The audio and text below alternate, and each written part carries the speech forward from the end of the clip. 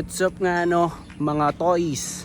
Dito na naman tayo sa isang vlog edition ng ating daily walk with our babo pa rin So yun nga, gumagawa tayo ngayon ng iba't ibang klaseng mga scenario at sinusubukan ng mga limitasyon ng ating creativity. Scenery ba? Okay. Sundayin nyo na lang kami. Let's go!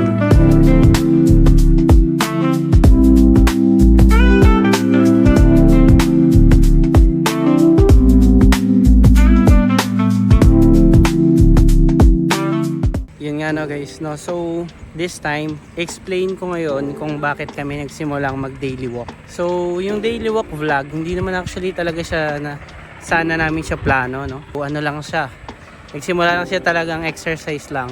Pero at the same time kasi naghahanap ako ng way para bumalik sa pagiging content creator or yun nga, sa vlogging. Tapos hindi ko talaga alam kung saan ko siya sisimulan Nagsimula lang nung simula kami mag daily walk, parang hindi pa siya seryoso talaga. Hanggang sa konting mga scenes nga lang yung na-capture ko tsaka konting mga recordings. Pero yun nga, so sinimulan ko na kahit konti lang yung talagang mga shots na nakuha ko that time. Dahil nga gusto kong bumalik sa pagiging content creation. Pero habang tumatagal, ngayon ko na-realize din na marami din pala sa mga tropa ko yung gustong mag-record.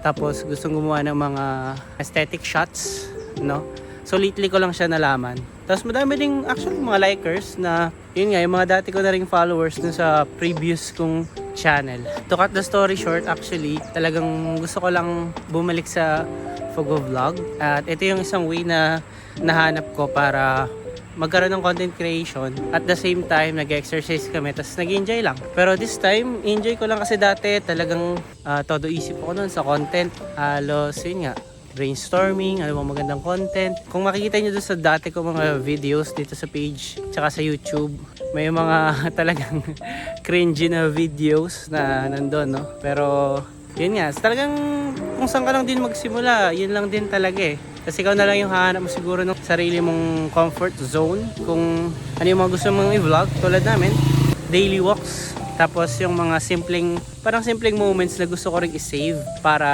mapapanood namin in the near future na gusto naming balikan yung mga ganong moments na masaya.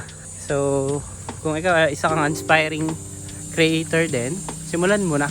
Magsalita ka lang sa camera, record mo, edit mo, post mo. At the time na siguro ilang 100 videos na yung nagawa mo, so makikita mo rin yung improvement mo. Tulad namin, maliit man improvement pero mapapansin mo rin sa mga videos. Hindi mo na mapansin ng iba, at least napansin mo. So yun lang, back to daily walk.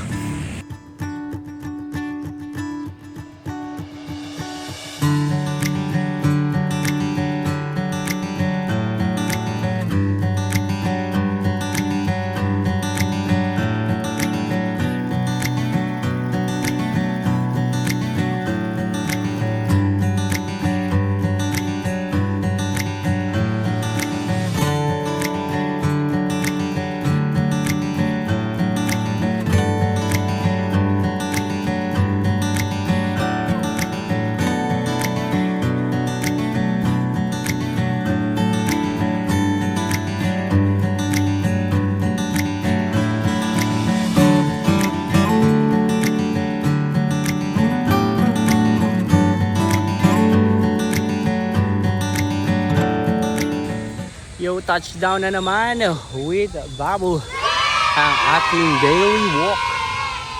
So yun nga medyo nagkaroon na kayo ng konting detalye ba't kami nagvo-vlog at bakit kami nag-daily walk. Para sa pagkain, para pag kumain kami bawi. Joke lang. Siyempre para din sa healthy living, at the same time enjoy lang ang moment. Goodbye sa mga susunod na lang na kabanata. Paalam.